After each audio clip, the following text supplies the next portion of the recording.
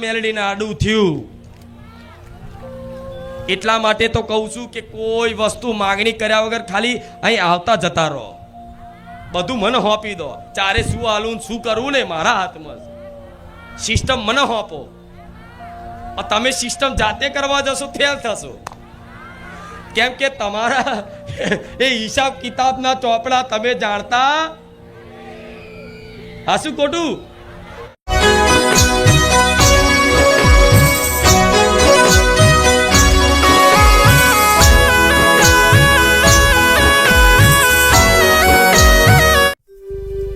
જે વસ્તુ લાવવા અત્યારે સુધી મહેનત કરીને થાકી ગયા હોય, પરચો પાડીને થાકી ગયા હોય, ઈમાનદારી બેમાની બધું ચીટિંગ ચોરી કરી બધું ભેગું કરીને તે કશું પ્રાપ્ત ના થયું હોય તો અમારી વાતનો વિશ્વાસ કરી અને રામ નામ પકડી લેજો. કોઈ બેમાની ચીટિંગ કરવાની જરૂર નહીં.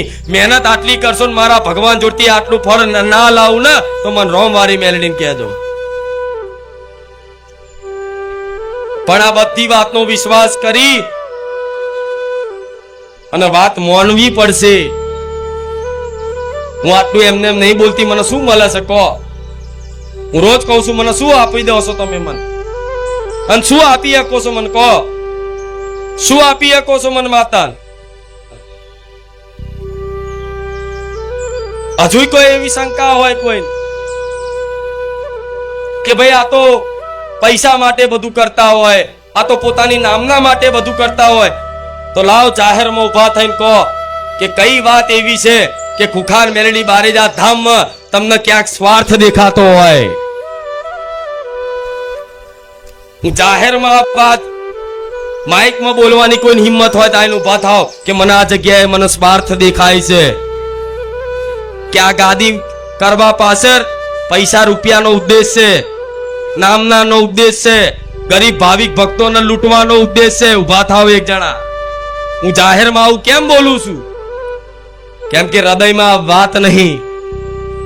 તમે મને કશું નહીં આલો ને તોય ચાલશે. આવતું વર્ષ આવવા દો, ચોમાસું હું શ્રીફળ ચુંદડીની પ્રથા બંધ કરી નાખીશ અને જગતમાં એવી ખબર પાડીશ કે ના શ્રીફળ, ના ચુંદડી, ના અગરબત્તી, ના પેડા એમને ખાલી હાથે આવવાથી કલ્યાણ થાય છે બારેજા ધામમાં.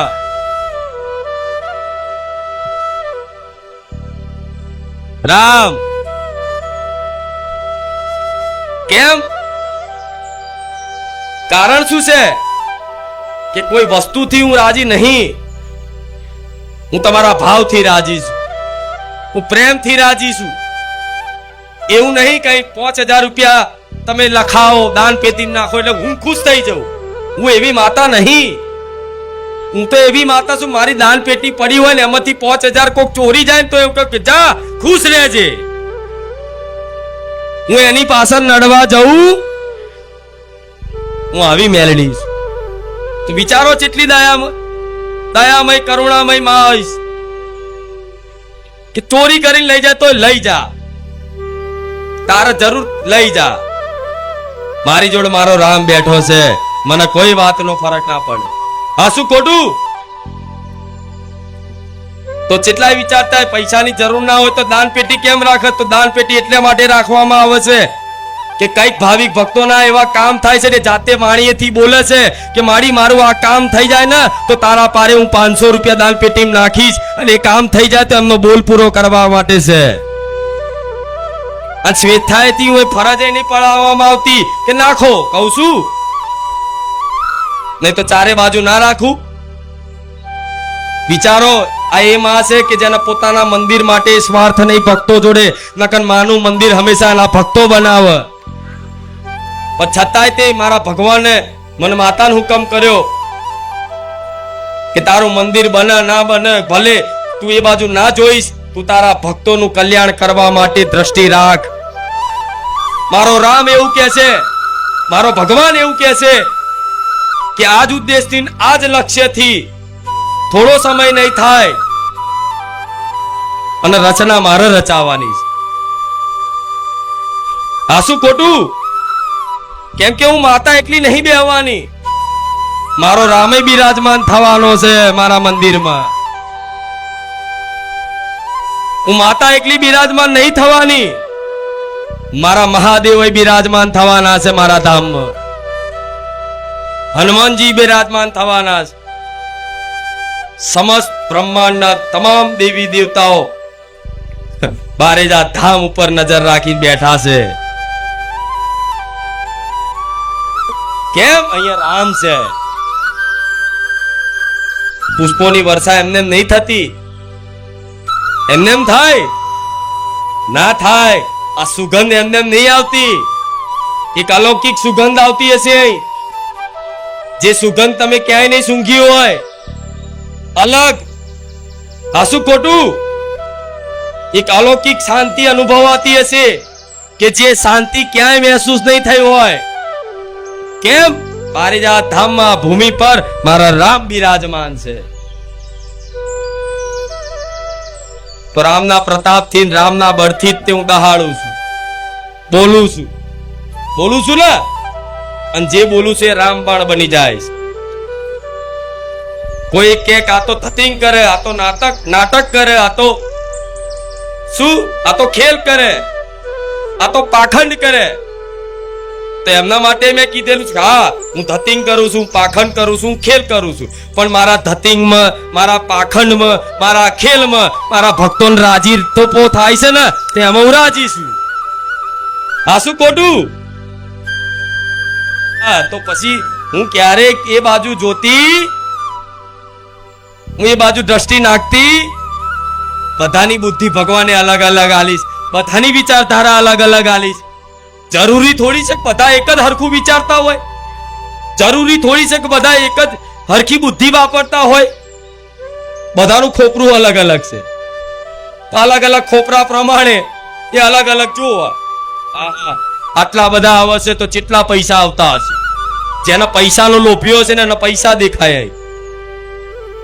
જે માન સન્માન નો લોભ્યો હશે ને, જેને માન સન્માન જોતું હશે, એવું વિચારતા હશે કે આ તો છે ને પબ્લિક ને બોલાવતા હશે કે છે, સામેથી બેહો બેહો બેહો. બધું અલગ અલગ દ્રષ્ટિ હોય. પણ જે શ્રદ્ધાળુ ભક્ત હશે, જેની અંદર થોડી ઘણી તે શ્રદ્ધા ભગવાન માતાજી પર હશે, અને હૃદય ચોખ્ખું હશે, ભોળિયું મન હશે, દયાળુ હૃદય વાળો હશે, દયા ભાવના વાળો હશે, કોકની સેવામાં મતલબ રાજી રહેતો હશે, પોતાને ભૂખ લાગી પણ કોકને ખવડાવીને રાજી રહેતો હશે, એવો ભક્ત ખાલી અહીં પગ મૂકે ને તોથી તેને દેખાઈ જાય અહીં સાક્ષાત રામવારી મેલડી હાજરા હજુર બેઠી છે. અહીં સાક્ષાત રામચંદ્ર ભગવાન બિરાજમાન છે. એને કોઈ પ્રમાણની જરૂર પડે? અને માતા એવું કહીશ કે તમને કોઈ પ્રમાણની જરૂર પડી? પ્રમાણની જરૂર પડી નહીં. પગ મૂક્યો, પેલા વિડીયો જોઈ અને બારેજા ધામમાં રૂબરૂ આયા કે હારું આ વિડીયો તો છે, હારું સાચું છે ખોટું, લાવો જઈએ. હારું માતાજી તો બોલે છે જબરું, એક વખત જવું છે, લાવો ખાલી ચેક કરવા છીએ, જોવા છીએ. એમ કરીને ખાલી ચેક કરવા જોવા આયા ને, શું ચેક કરવા જોવા આયા ને છીએ ખાલી, લાવો ને એક રવિવાર ચેક કરું. કે ખાલી જોવા ચેક કરવા આયા ને, એને તે જેમ કીડી ગોર ખાવા જઈ અને ગોરમાં ચોટી જઈ, લપાઈ જઈ.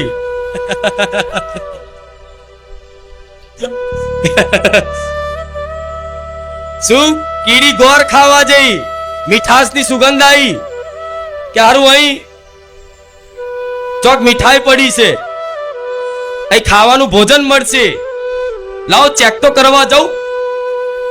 શું છે કે કીડી ચેક કરવા આવી અને ગોરનો મીઠાશ રસ એવો આવ્યો કે કીડી ગોરમાં ચોટી જઈ પણ ગોર ન છોડ્યો.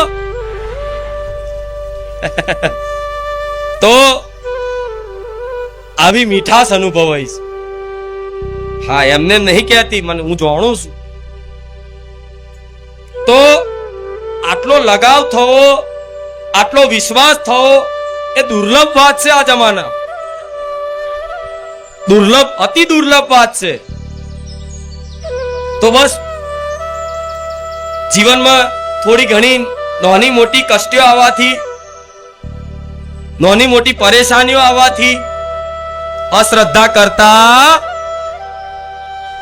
કેમ કે વારંવાર મનુષ્ય જન્મ મળતો ભગવાને કૃપા કરી છે ને તારે મનુષ્ય બન્યા છો 84 લાખ યોની પછી આ વાત ના માનો કઈ નહીં પણ જે સત્ય છે એ સત્ય જ છે તમારા માનવાથી કે નહીં માનવાથી સત્ય ક્યારે મિથ્યા થવાનું આદિ અનાદિથી આ સત્ય છે કે 84 લાખ અવતાર શું 84 લાખ યોની જેટલી પશુ પક્ષીઓની યોનીમાંથી એ જીવ પીડા કષ્ટી ભોગવતો આવે તાર ભગવાનની ક્યાં કૃપા દ્રષ્ટિ થાય કે આ જીવે બહુ યાતનાઓ ભોગવી બહુ યોનિઓમાં દુઃખ ભોગવ્યા લાય હવે એક વખત આના ચાંદ સાલું મનુષ્ય બનાવું અને મનુષ્ય બનાવી અને એની રીતે જાતે કદાચ પ્રયાસ કરે કે હું કેમ ધરતી કામ આવ્યો છું મારું લક્ષ્ય શું છે મારો ઉદ્દેશ શું છે મારે ક્યાં જવાનું એનું સાચું ક્યાંક સદગુરુના શરણમાં જઈ સાધુ સંતોના શરણમાં જઈ કોઈ મહાપુરુષના શરણમાં જઈ અને ક્યાંક અને સંતોના મુખથી નીકળેલી વાણી સાંભળી એ જ્ઞાન જીવનમાં અમલ કરી અને જ્ઞાનના આધારે જીવન જીવવાનો પ્રયાસ કરે આધ્યાત્મિક રીતે ભક્તિમય રીતે તો એ જીવને ક્યારેય આવી જાતની દુઃખની યાતનાઓ ભોગવાઈશ ભગવાન આટલી દયા કરી છે તો રૂપિયા ગાડી બંગલા માન સન્માન ઇજ્જત હાતર ભગવાન ના ખોતા માતાજી ના ખોતા ભલે લૂંટાઈ જવું હોય તો લૂંટાઈ જાય બધું અરે બધું લૂંટાઈ જશે તમારા જીવનમાં કશું જ નહીં રે હું એ કહું છું બધું લૂંટાઈ જાય પણ હું લૂંટાવાની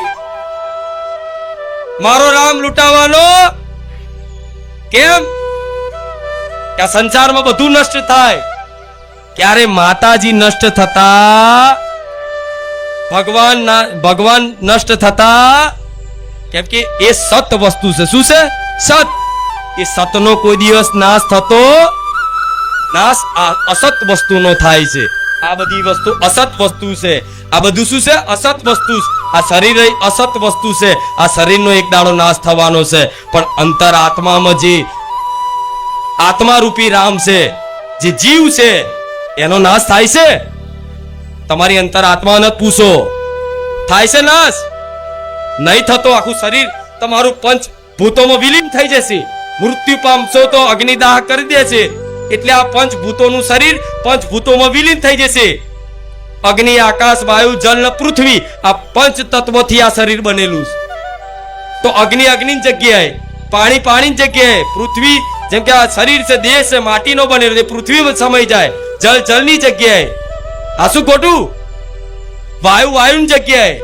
એ વિલીન થઈ જશે રહેશે શું ખાલી રાખ આ શું ખોટું આ ડરવાની જરૂર નહીં પણ તમે અલગ છો આ શરીરથી તમે અલગ છો એ સુધી પહોંચવાનું છે એ સાચું જ્ઞાન આધ્યાત્મિક જ્ઞાન કહેવાય અને સાચી કૃપા કહેવાય તો શરીર માટે આ બધું ભેગું કરવા માટે શરીરને જોઈએ શું 2 ટાઈમ ખાવાનું પહેરવા કપડા આ શું ખોટું ઊંઘવું હોય તો પંખો જોઈએ એસી જોઈએ તો ભગવાન માતાજીની કૃપાથી આટલી વ્યવસ્થા થઈ જતી ઉપર માથે છત હોય પહેરવા કપડા મળતા હોય ખાવા સારું મળતું હોય 2 ટાઈમ હરકી રીતે ખાઈ શકતા હોય બરોબર એક રહેવા સારું ઘર હોય બધું એક નાનું સાધન ઘરમાં હોય તો સંતોષ માણસને ચમ નહીં થતો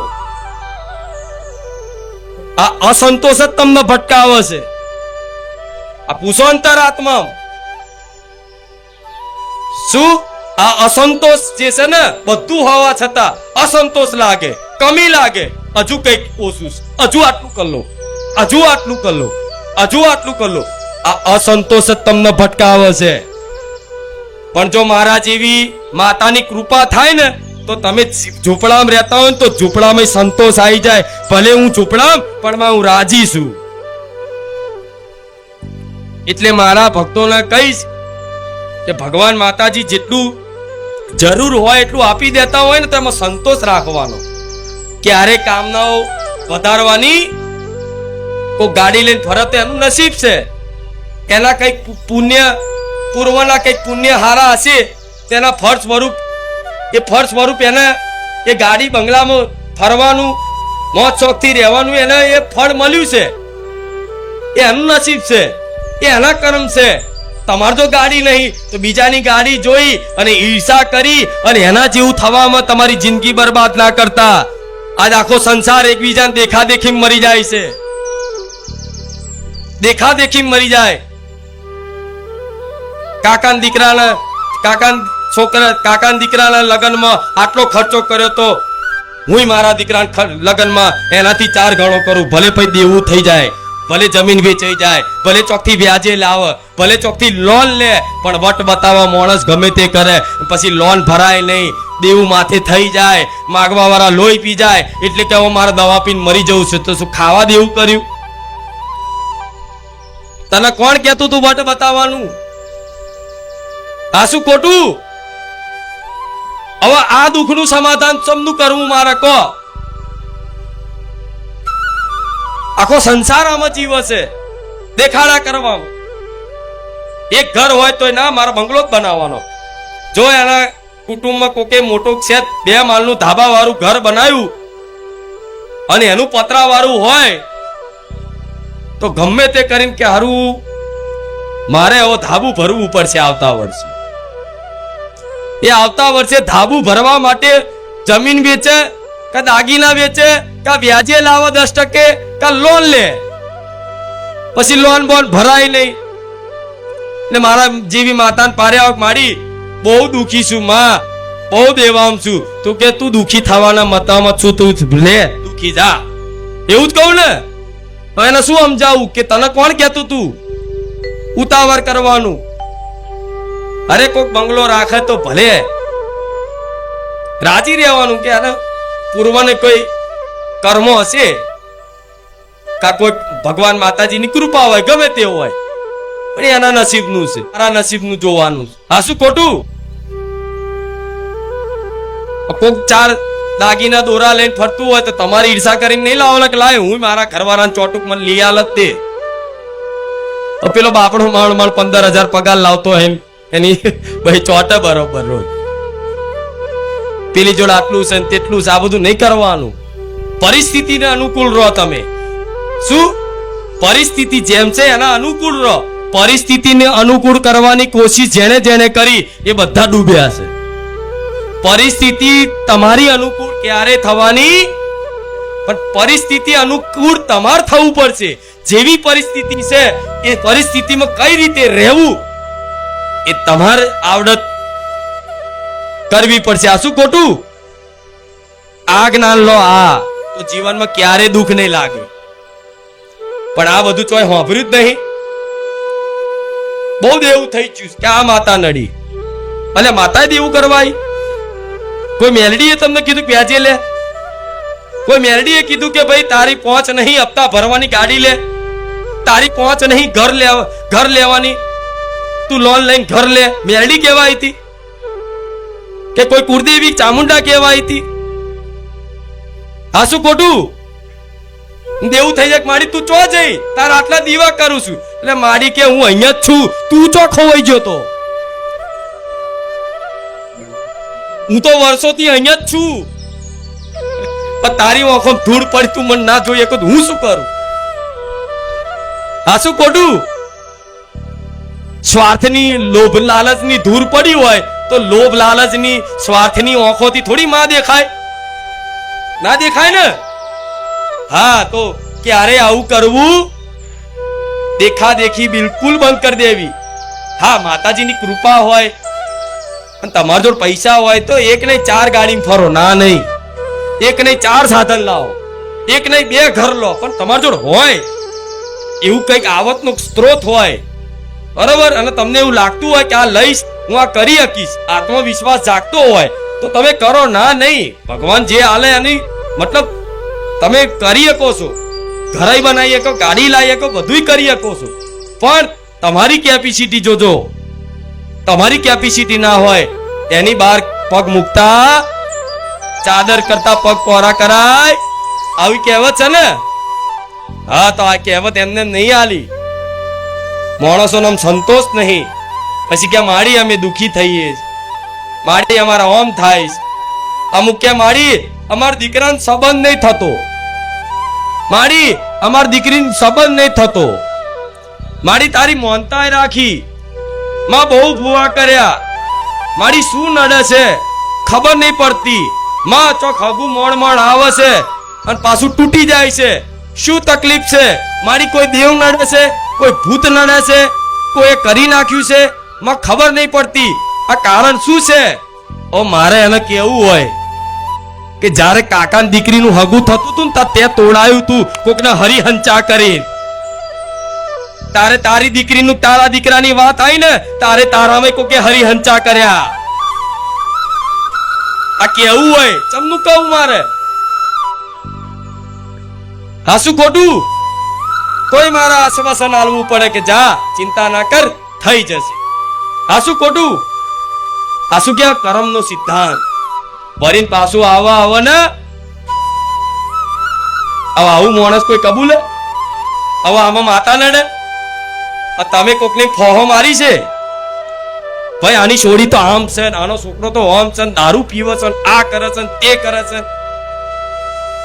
તમે તમારી કોક તમારા દીકરાનું ચોક હગું જોવા જાવ, ગમતું હોય ને હગે થઈ જાય પછી કોક આવે, ના કરશો, આ તો તમને નહીં ખબર, આ તો આમ છે ને આ તો તેમ છે, એટલે છેક વાત આલી હગઈ થયેલી બધું જ પછી છેલ્લે તૂટી જાય. એટલે કે હા મારી હગઈ તો થઈ જતી તારી કૃપાથી, પણ તૂટી જાય. પણ હું શું કરું? મેં તો કૃપા કરી હતી, પણ તારું કરમ આડું આવ્યું,